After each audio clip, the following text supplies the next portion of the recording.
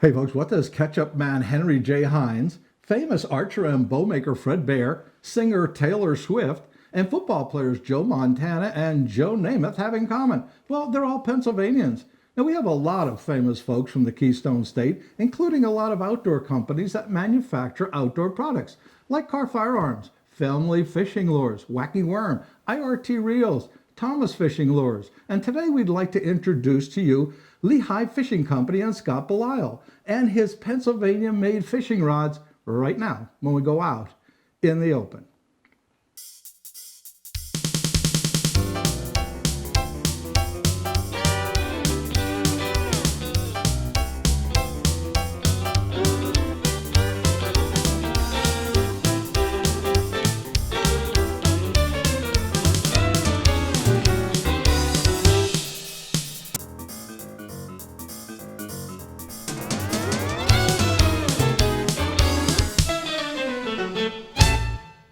Out in the Open is brought to you by Statewide Abstract and National Abstract Companies. For 35 years, the Pocono choice when you need a real estate title research company.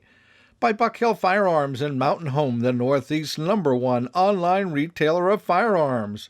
By B&B Chrysler, Dodge, Jeep, and Ram in Honesdale, a family-owned and operated new and pre-owned car and truck dealership trusted for the best price and service since 1970.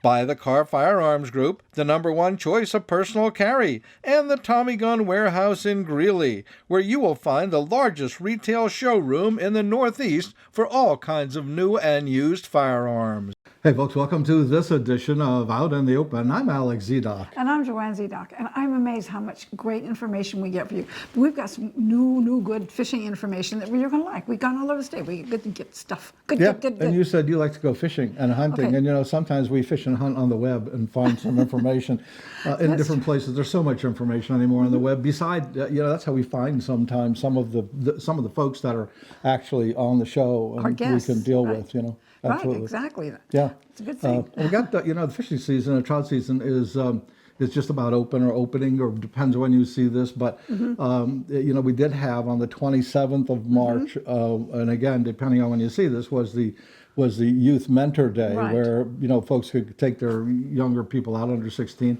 with the special licenses and go fishing. Now, the old folks can't fish; they can Right. they mentor. I know, but they can teach the young people. The sooner you teach them, the more they're going to enjoy it. Yeah, bait hooks. Yes, absolutely. Casting, that kind of thing. You help them with all those kinds of things, and they can catch some fish. It's only for that one day, the 27th.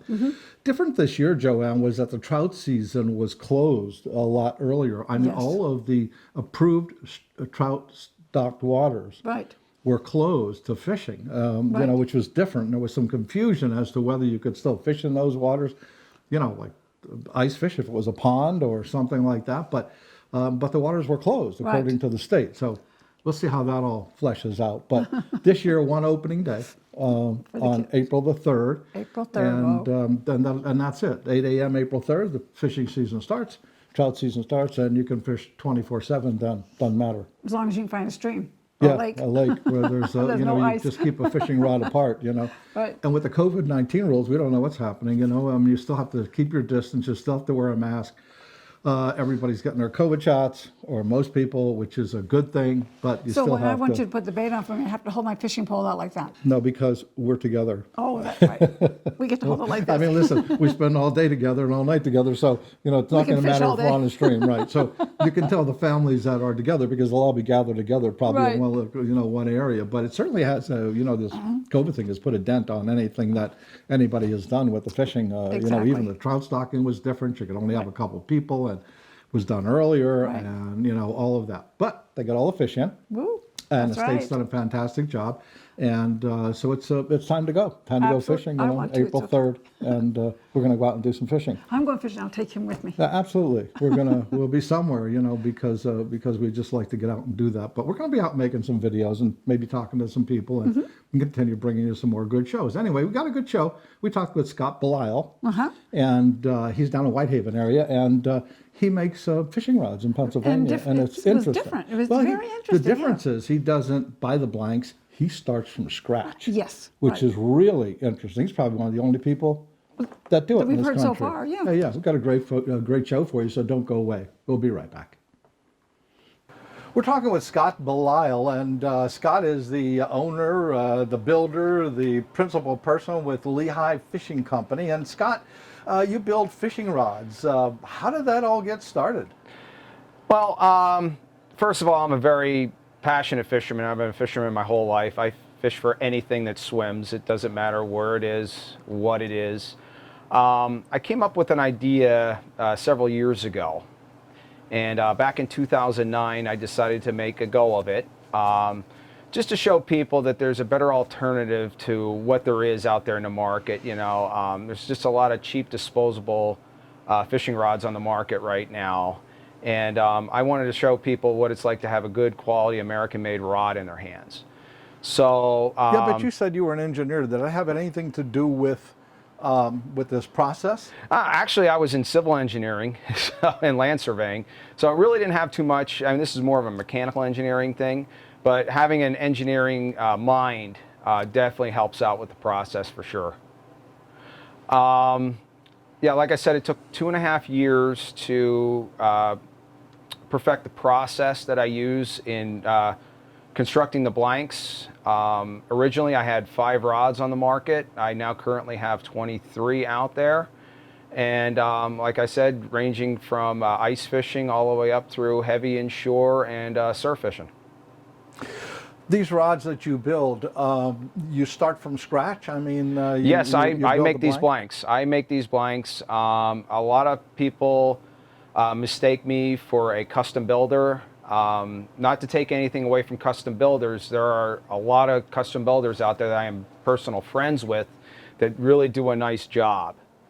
But I actually make these blanks. I am considered a manufacturer. I make these rod blanks by hand right here in this shop. What I did was I knew what I wanted to do with the blank construction.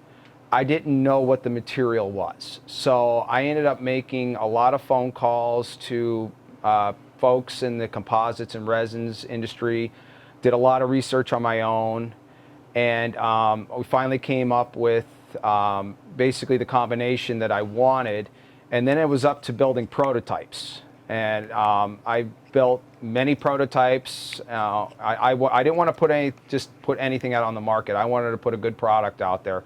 So it took me 2.5 years of research and development, building prototypes. So yeah, I often tell people it's not 2 years of research and development, it's 2.5 years of blood, sweat, and tears, because that's what I put into these rods. I didn't want to rest until I came up with a good product. So do you have patents on any of this? I have a provisional patent on the blank design. I'll be going over that in here in a bit, but there are certain parts of the process that I won't be disclosing. But with the rod construction, as you can see, I have a mandrel sitting here on the layup bench. I design all the mandrels. I send my technical drawings out to a mandrel manufacturer. A mandrel is essentially a tapered piece of stainless steel, as you'll see. It's essentially a male mold. And from that male mold, you apply your material over that, which is then coated with resin, which I use. The material that you apply over it, is that piece of material, is that, it looks like a piece of plastic? No, that's actually carbon fiber you see sitting there on the bench. Carbon fiber. What is carbon fiber? Carbon fiber, that is a material that is used an awful lot in the aerospace industry because it's strong and it's light. The majority of carbon fiber is processed in Japan. You'll have a lot of companies that'll buy that raw carbon fiber here in the United States, and they'll refine it and they'll turn into what this is called unidirectional carbon fiber. And what that is all the fibers are running in the same direction, hence the name unidirectional. On top of that, I put on a proprietary... Well, let's go back to the carbon fiber. Okay. All right. Now, the carbon fiber, is that one thickness? Do you use a special thickness? I mein, you just wrap that around the mandrel? How does it stick? Okay. Well, it adheres to the mandrel with the resin. This is coated with resin at first, and it makes it tacky. Now, you need the resin to be baked so it becomes stiff, because right now, as you can see, this is just like a piece of paper. It's just very flimsy. So you need to apply a resin system to that to give you the desired rigidity in the blank. Now, as far as layering is concerned, now this particular rod has 2 distinct layers. You see one of them right there. The layering is all contingent on how stiff you want the rod to be. What we call in the fishing industry hoop strength. Hoop strength is the rod's ability to stay round when under load. Now, when you put a rod under load, it is going to oval a little bit. You want it to oval a little bit, but you don't want it to go overboard where the rod fails. So you then have to, in the research and development phase, have to figure out the desired wall thickness on the blank to get that desired hoop strength. And is that how you gauge a rod, or people gauge a rod length and hoop strength? Well, length really doesn't have anything to do with the flexibility. It's all in the taper of the rod and the outside diameter of the rod. Now, as you can see, this is a 5-foot ultralight that I have here on my hands. Okay, you can see it's very narrow. It's got a very thin outside diameter. Now, with my heavier rods, they're much thicker, and the wall thickness is also much thicker. That's going to make them stronger because you're using more material. The more material that you use, the stronger the rod's going to be. Now, this rod only has a couple layers in it, so it's lightweight, and it's also very flexible, and that's what you want in an ultralight rod. All right, so a heavier weight rod then would just be more layers. Essentially, yes. Okay. Essentially, yes. On the same mandrel, right? You're just putting layer over layer. No, I have different mandrels for every different rod model that I have. Oh, okay. There are different mandrels, yes. All right, so now you lay on that carbon fiber on the mandrel, and you wrap it up, and you're wrapping that up. What's the next step? Okay, once the mandrels are laid up, they go into the oven where the resin gets baked on. Once that's done, they come out, the blank is extracted from the mandrel, and then they're sanded to within 0.003 of an inch tolerance. That's kind of a unique looking oven. Is that something you built? I made that oven, yes. Myself and some friends of mine, one has an electronics background. He did all the controls for it and everything like that. But yeah, I need that oven to get up to almost 300 degrees to bake these rods. How long does it take to bake a rod? 2 hours. It takes 2 hours for each layer? Huh? No, 2 hours. Once that mandrel is laid up, it goes in there for 2 hours, and after the end of 2 hours, it's cured. After that 2 hour time and it's cured, I bring it out. I use my mandrel extractor to extract the mandrel from the blank. And then from there, it gets sanded to within 0.003 of an inch tolerance, and then it gets a couple coats of tinted clear coat. How do you? I guess it's experience, but how do you know when it's 0.003? I mean, is this? I have a set of machinist calipers. Okay. And I have target diameters every so many inches from butt to tip. And as it's being sanded, I'll use those calipers and I'll measure them. They measure to the 1,000th of an inch, and my tolerance is within 0.003 of an inch. To give you an idea of what 0.003 of an inch is, it's half the thickness of a piece of paper. Wow, that's thin. A piece of paper is 0.006. So it's pretty precise. Now, some machinists out there would be like, oh, that's a lot, but when you're building fisher rods, that's more than ample. So what's the next step? Now you've sanded this blank. I've sanded the blank, and then it gets a couple coats of tinted clear coat. Now you said there was some process in there that you really didn't want to talk about. Is that another coating that goes on? That's another there? layer that goes over top. So this makes your rod special, different than anybody? It gives the rods life. It really does. This material, you'll see that these rods are very lively. A rod should be two things. It should be a tool, and it should be an extension of your body. You want something that's going to do the work for you. You don't want something that you're going to have to horse out, exert a lot of physical energy. You want something that's going to do the work for you. Now, I've had both my shoulders rebuilt when I was in the Army. My right one twice. So I do a lot of fly fishing. So I can't have a rod that I have to do a lot of the work because it puts a lot of strain on my shoulder. So I created rods that are very user friendly. Okay, so this is really a custom rod that you're building. It's a unique rod. Now, I do build custom rods. Now, this is a production rod here with options. Oh, so let's just clarify that. There are two different situations. You build a set of rods that you have for sale on your website. Yes. Okay. But if somebody wants a custom rod, They could get a custom rod directly from me. Now, that's something that you won't see from any other rod manufacturer. You basically get what they make.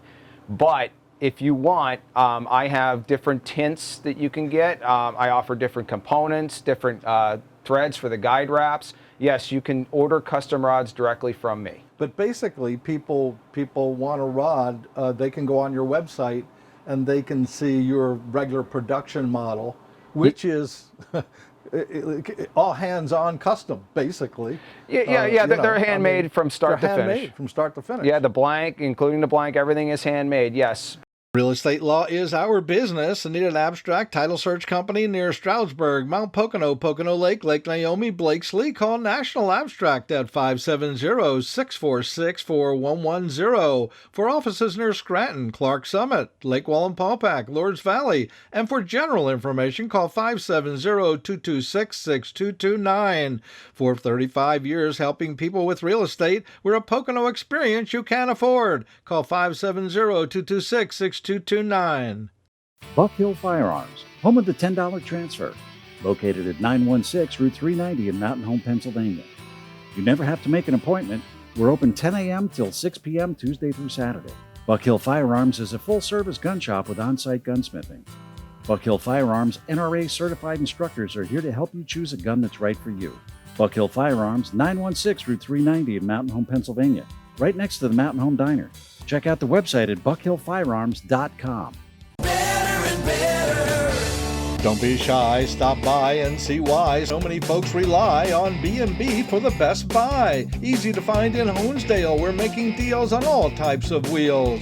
Brand new Chrysler, Dodge, Jeep, and Ram, and the cleanest pre-owned vehicles in the land. For big choices and the best buys, head to B&B, Chrysler, Dodge, Jeep, and Ram in Honesdale, where smart buyers shop first.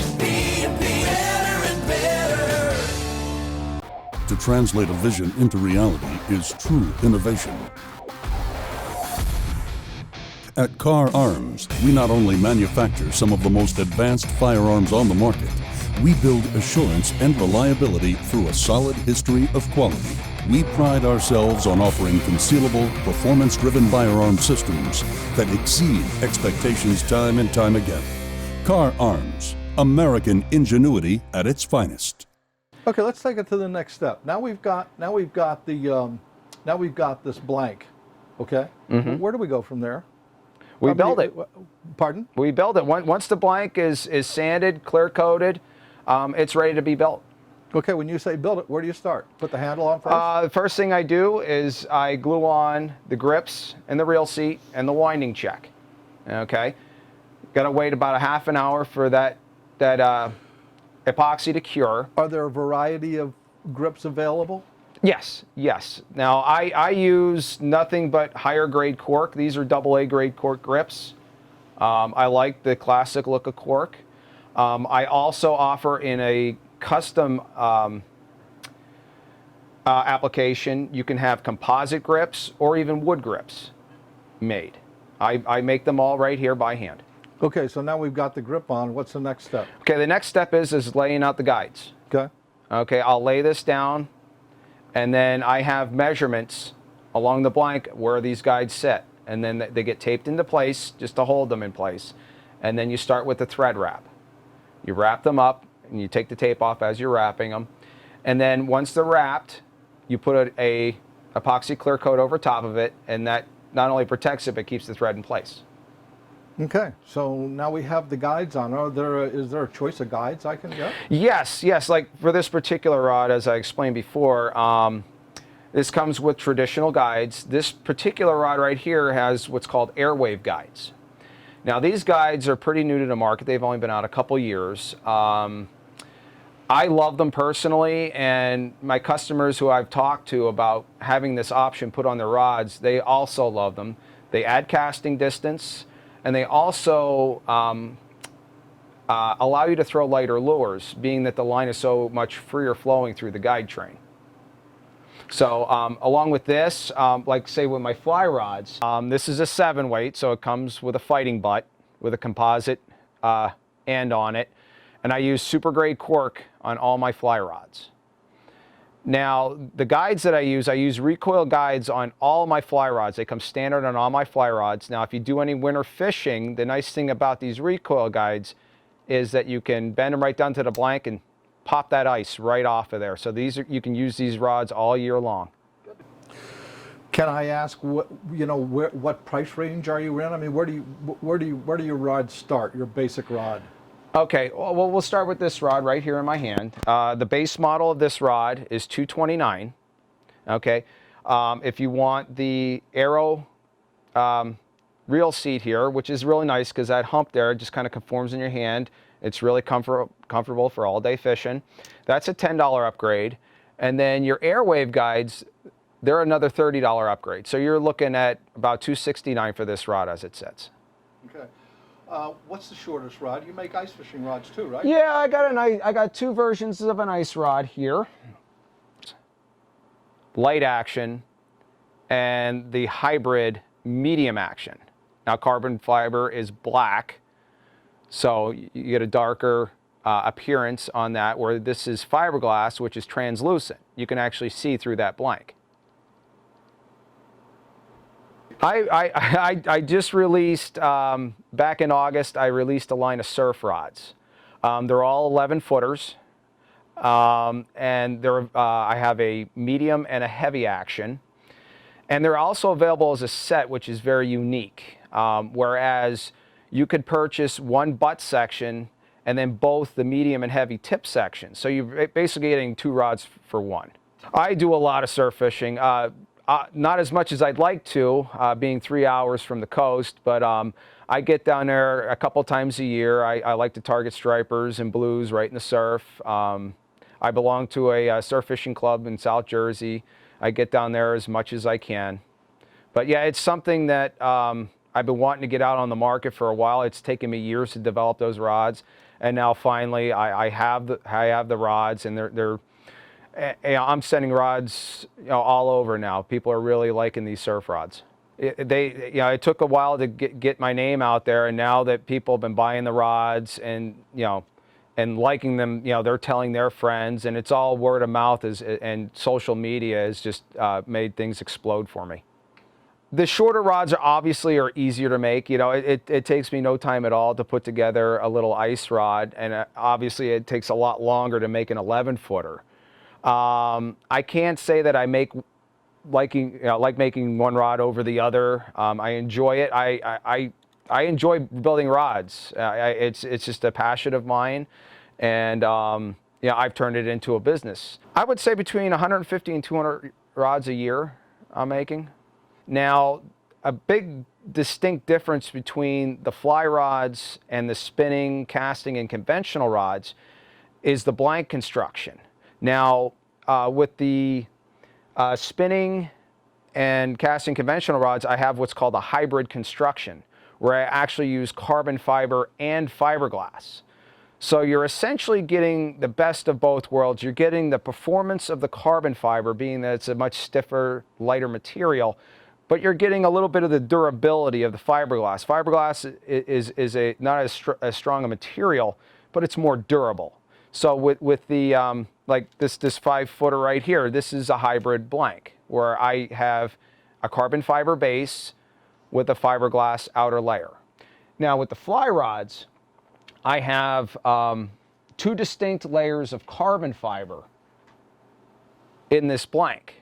There's the standard base layers of carbon, and then over top of that, another type of carbon. So you're getting 2 different types of carbon in a fly rod. The rods, they're fast. They're fast. My medium flex, my mid-flex 5-weight, I designed that to be a little slower, so it's got a slower taper.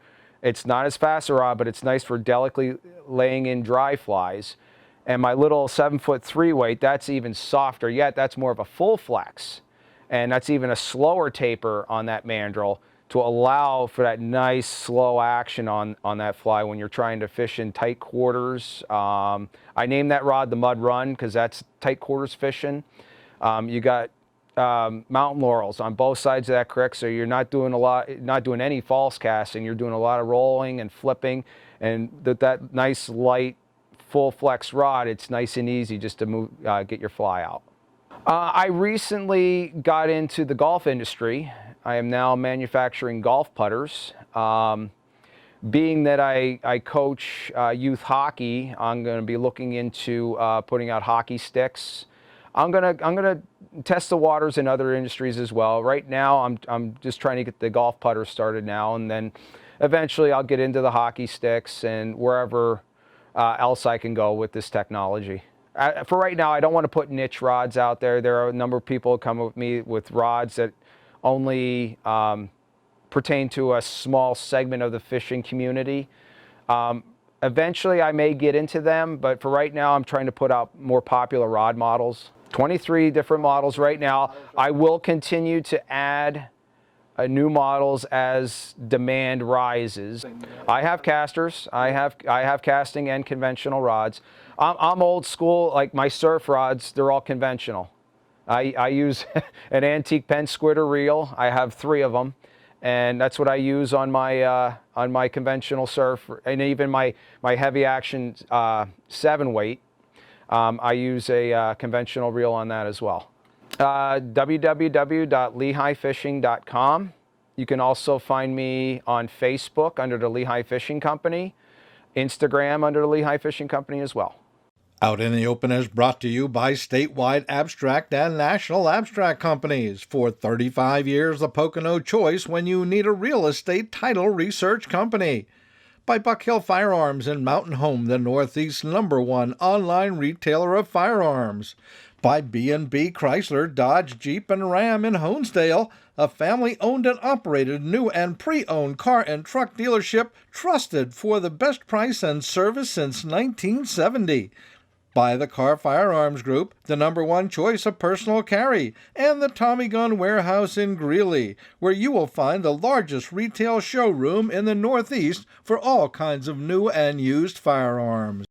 Well, Joanne, we had another great show, an interesting show. This is different because, he developed this process, certainly, as you saw, starting from the beginning. I mean, Right. actually, uses those mandrels to make the blanks. Is that amazing? Yeah. I was very, very impressed. I think I keep telling people, but we get to see so many things. We would have never known about these things if we didn't get you to check into it first. Absolutely. And people, and if you know somebody out there that does something like Scott does or anybody else, it's interesting to the general public. We'd certainly like to hear about it because we'd like to be able to go out and talk to them and Sure. bring it to our audience, and not only in Pennsylvania, we travel all over the country, and Right. now that the COVID thing is lifting a little bit, we're starting to make plans Right. to go out and do things. That's right. The other thing is, if you know somebody has interesting things like this, let us know because it's good for them and it's good for all of you. So Oh, absolutely. We'll like let you know. We like to promote the people.